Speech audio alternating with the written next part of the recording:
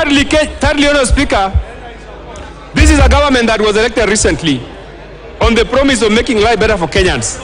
It is very interesting, Honourable Speaker, that a government that cannot even construct simple houses for police officers, a government that cannot even pay salaries in time, is promising us that they are going to construct houses for Kenyans. This is laughable, Honourable Speaker, and I want to say that this government cannot take us as fools. Therefore, Honourable Speaker, we must reject and oppose this bill in totality. Thank you, Honourable Atandi. Honourable Naomi Wako. Honourable members, after Naomi, I will give 5, and I'm going to slash your time to 1.5 minutes each. 5, then I call the mover to reply. 5 for 1.5 minutes each. But Naomi, you'll have your 3 minutes.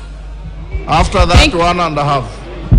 Thank you, Mr. Speaker, sir, for allowing me to add my voice to this very important bill that we are discussing, Finance Bill 2023. It is a great opportunity for us to interact with this bill.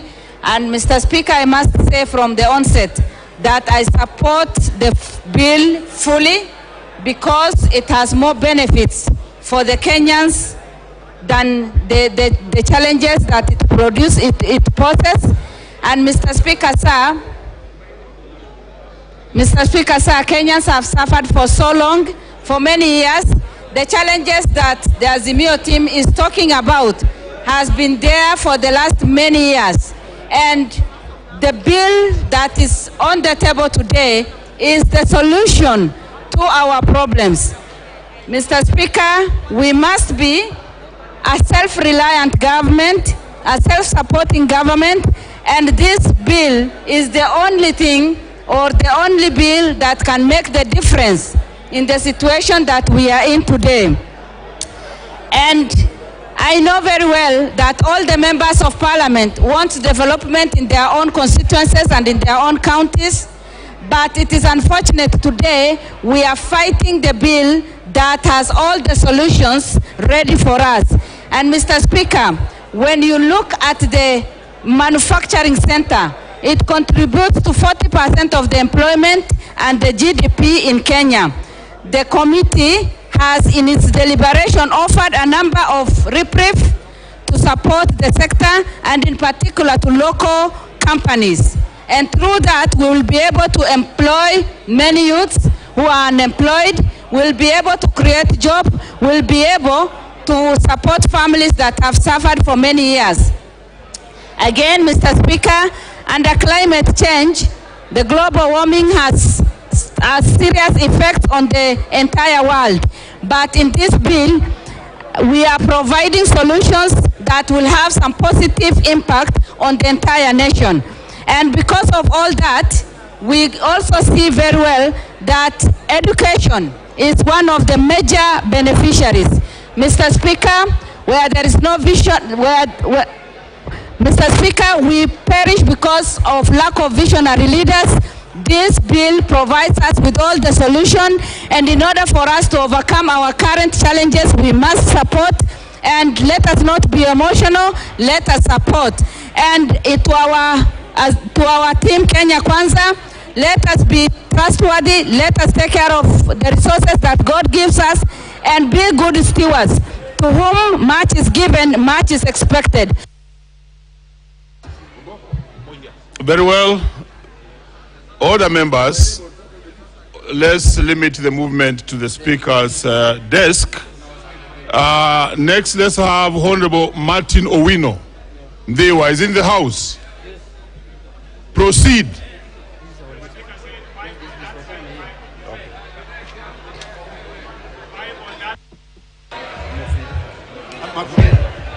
Thank you, Mr. Speaker. From the onset, I oppose this bill. The reason is the priority of Kenyans now is food, education, and healthcare. Number two, if you increase the petroleum product tax from 8 to 16, it means you are negating all those gains in zero rating and exemptions. So you are cheating Kenyans. Number 3, Mr. Speaker, that bill or that debt which we are saying we are looking for, if only we can sit down and seal all the loopholes, the wastages, the thefts from our coffers, we will get that 780 billion. We don't need to tax Kenyans anymore. Mr. Speaker, I heard the KK saying that they are giving Kenyans what they promised. That is a lie. Let us not lie to Kenyans. Even a cow with much milk, if you over milk the cow to the veins, it will kick the bucket and you will have no milk. We are saying, as my party leader says, punda imechoka. We don't want this bill. I oppose. Very well. The Honorable John Kawanjiku is in the house. Kawanjiku, I'm told you have already spoken on this. Then please, if you have spoken on this, you cannot speak twice.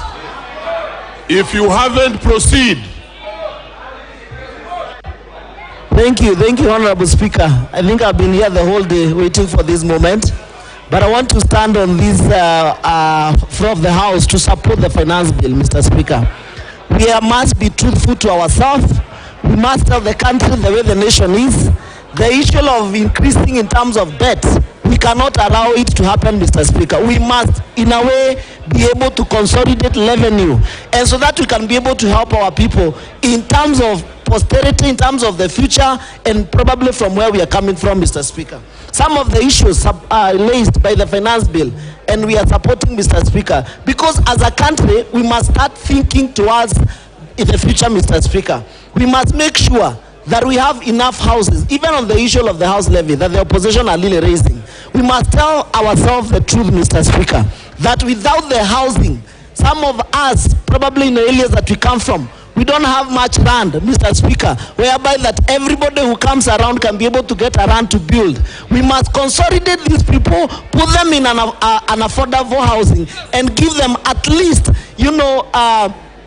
a dignity for their living, Mr. Speaker. Therefore, I rise to support the finance bill in totality, and even the people of Kiambaa, they told me this morning, go and support the finance bill, because there is no any other way that the government will get revenue, will implement infrastructure, will implement.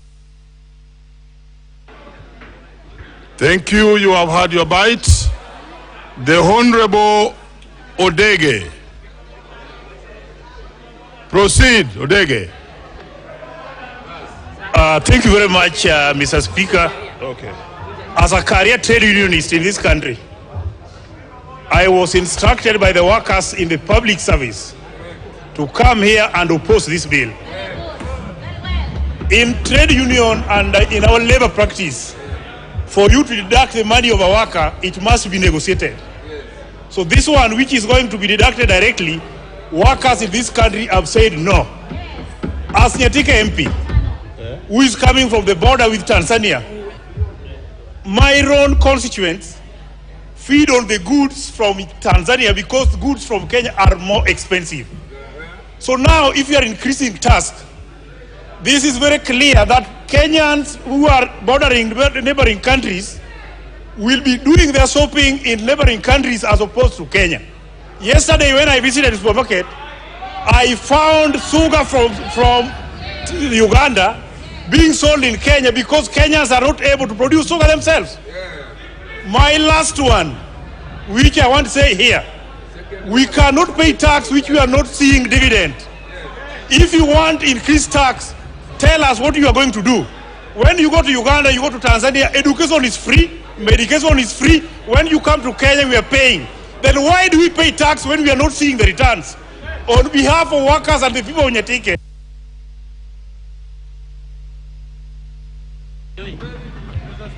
Very well.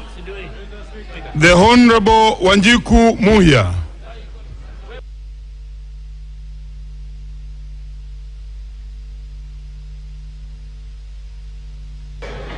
Thank you, Honorable Speaker. Honorable Speaker, I want to speak on two things because many issues have been deliberated on. One, Honorable Speaker, I want to speak on this 16% fuel levy. First, we are not the highest in the region. Rwanda is at 20, Tanzania is at 18, Uganda is at 18, and even if they are above us, we cannot even compare the development, particularly on the tarmac road here in Kenya. Number two, Honorable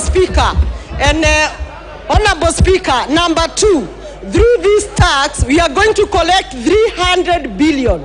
In this budget that we passed yesterday, we are shortfall of approximately 700 billion, meaning the next financial year, if we collect again 300 billion, everyone shall be rejoicing in this country.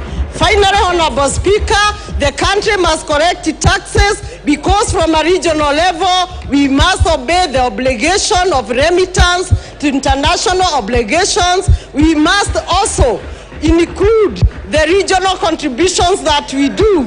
We must print passports from the immigration. As the custodian of free movement of people, people must move, they need a passport, and this is from the taxes that we shall collect. Thank you, Honorable. Thank you. Thank you, Wanjiku. Professor Jaldesa. Professor Jaldesa. Thank you, Mr. Speaker, sir. I raise to oppose the motion. And for two simple reasons. The first one, the bill does not consider the children matters. There is nothing in that bill that touches on the children and their welfare. There is nothing in that bill that touches on the junior secondary school education, the classroom, the teachers, and the laboratories that they require. The bill is discriminatory. It charges higher levies on women and the beauty products. By increasing, Mr. Speaker, the bill by increasing the petroleum levy, it increases the cost of living and cost of every aspect in life in this country. Housing levy is a scam. Housing levy is a scam and should not be charged to the Kenyans. After all, those of us who come from the north keep on moving from one place to another, and therefore we do not need those permanent houses. With those few remarks, Mr. Speaker, I stand to oppose.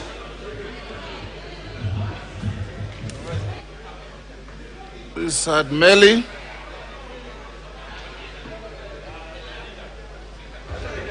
Thank you, Honorable Speaker. Honorable Speaker, I rise to support this bill. Honorable Speaker, I want to commend the Finance and Planning Committee for, first of all, having listened to Kenyans on issues that they've raised. Honorable Speaker, this is a bill that has sensitized Kenyans on what is happening in the country on issues of finance. Kenyans across the country have realized their role, what they had to say, and what the government are doing. This bill is trying to do a lot of things, more so in the affordable housing project, where we are now going to have, if we build houses, we are going to remove slums from our country. Our country today, as we speak, Mr. Speaker, has one of the largest slums in Africa. And the president, this government endeavors to remove it and create jobs. Create jobs, especially in terms of promoting the construction industry, cement industry, and many others. I also want to say that farmers, because of exempt on fertilizer and zero rating, actually we shall increase production on food and many other products. Therefore, I support and I ask the House that we pass the bill. Thank you, Honorable Speaker. Dr. Nyikal.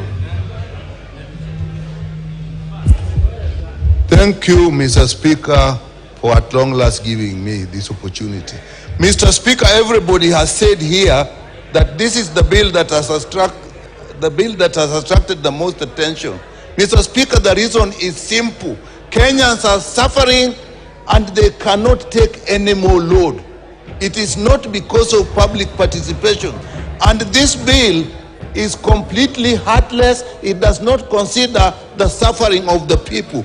If you look at the amendments are showing you that this bill had no interest in the people, what it was talking at all the areas where the people are suffering.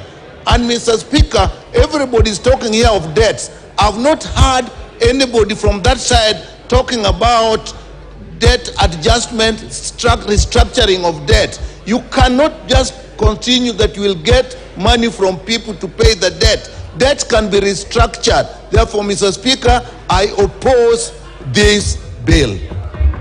Member for Ijara.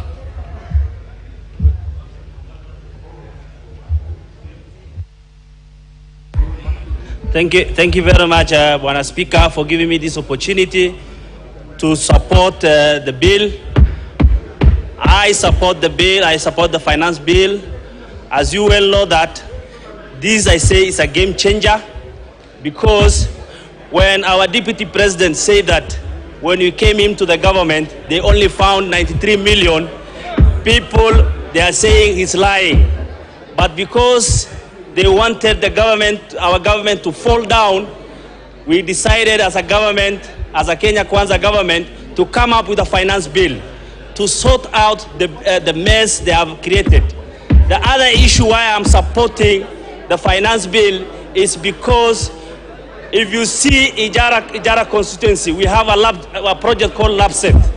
That LabSet, the previous government, they said they will only put Amaram, an international road from Lamu up to Ethiopia and Somalia. But when Kenya Kwanza government came, they said they have to put a tarmac road. Those are the factors that is forcing us, or that is making us to support the finance bill. The other factor that I am supporting the finance bill is the reduction of the exercise duty that we pay on the money transfer. If you check, if you want to pay your money, you have to transfer money, you pay 500 shilling on RTGS or Emmanuel Wangwe.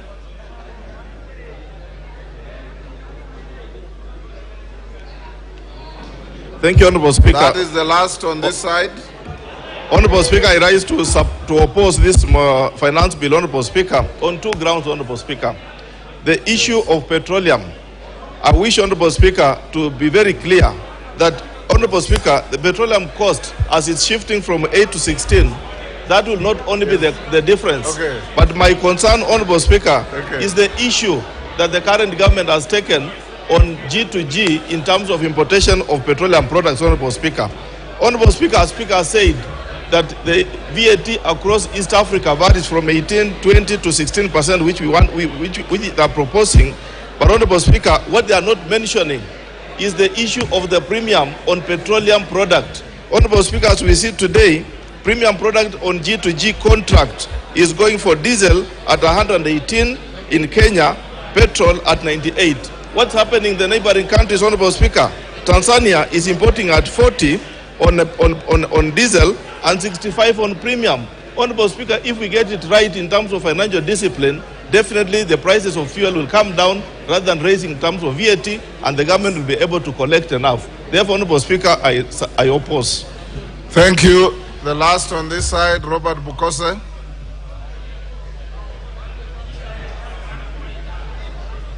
All the honorable members on their feet, take your seats. Order. Honorable members on your feet, take your seats. Take your seats. All the honorable members, take your seats. Take your seats. Member for Kilifi, take your seat.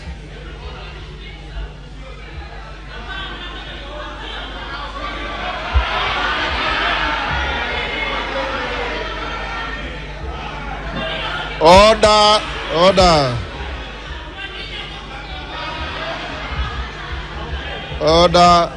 Honorable members. Order. Honorable Bukose. Thank you, Mr. Speaker, sir, for allowing me to contribute to this bill. On the onset, I want to say I support the Finance Bill 2023.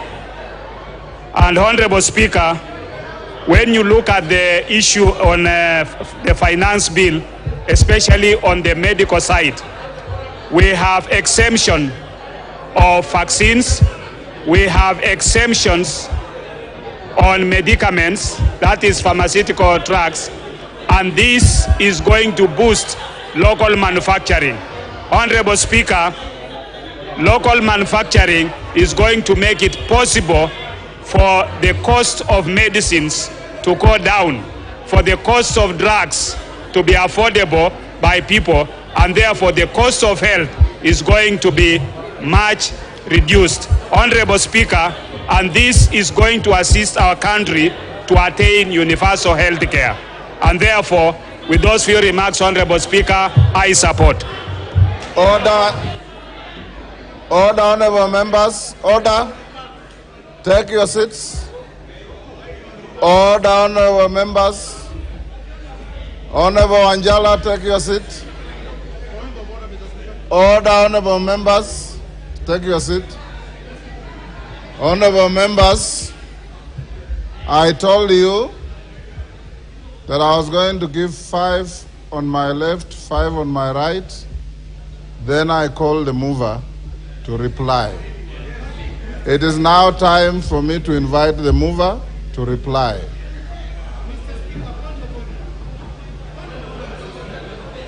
Mover. Chonga.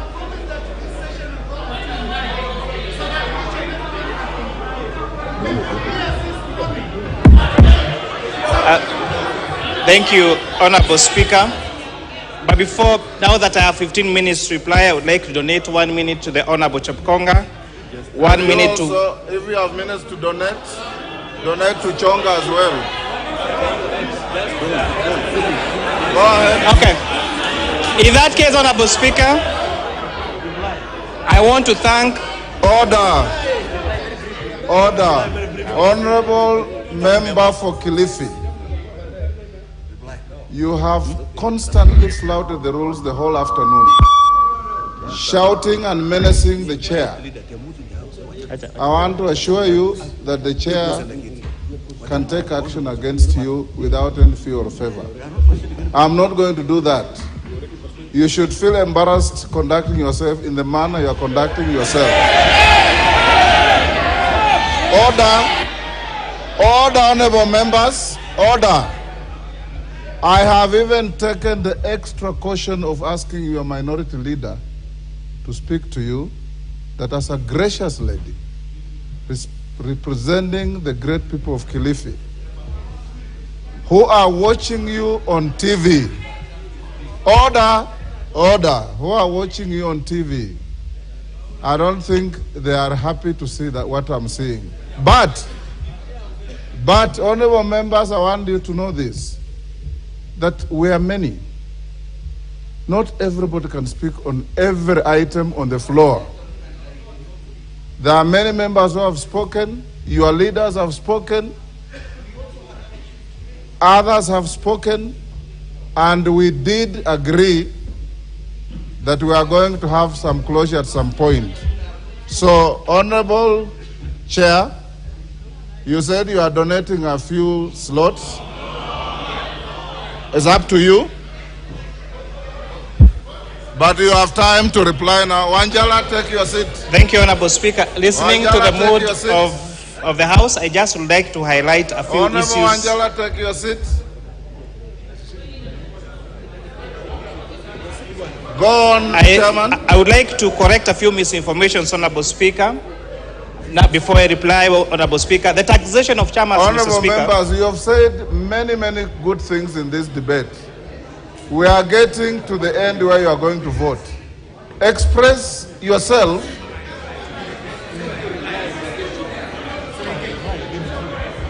Go on.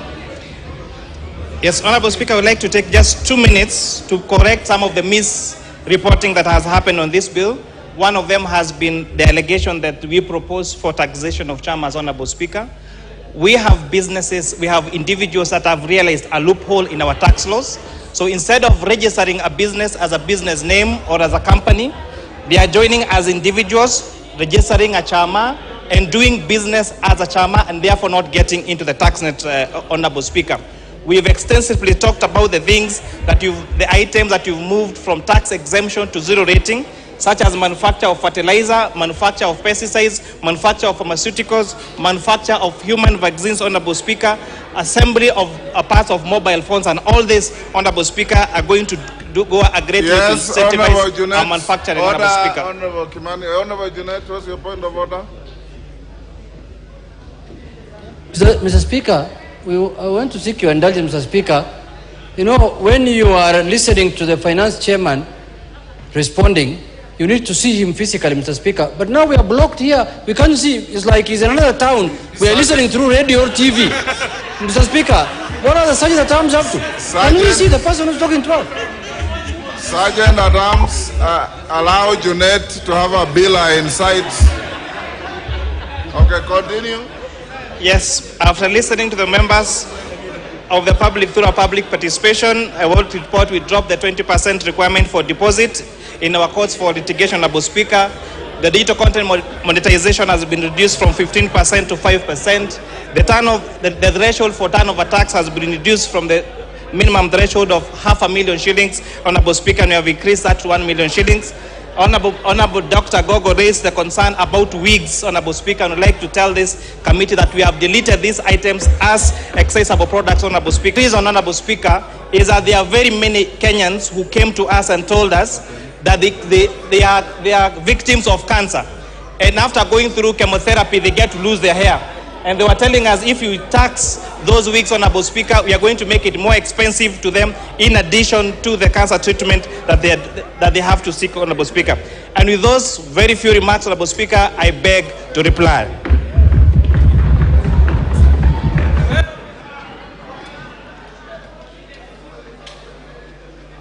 Where's the order paper? Where's my order paper? Sorry, order, honorable members, order. I will now put the question, which is that the Finance Bill, National Assembly Bill number 14 of 2023, be now read a second time. As many as of that opinion say aye. Aye. As many as of the opinion say nay. The ayes have it. Order. Order. Take your seats. Take your seats. Take your seats. Take your seats, honorable members. Take your seats, honorable members. The nays have claimed a division, and I'm satisfied that they have enough numbers to have a division. So I will call on the leadership, the whips of either side. We'll ring the division bell for 5 minutes. In the meantime, you bring here the names of your tellers. At the end of order, we ring the bell for 10 minutes. At the end of the 10 minutes, I will direct you in the manner in which you will vote. Bring me a teller on either side to conduct the voting. Ring the division bell.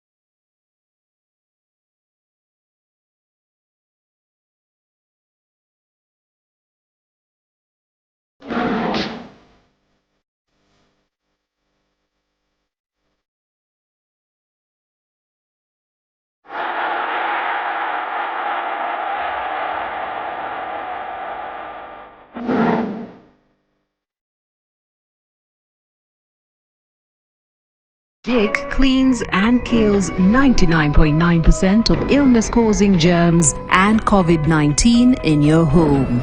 Jig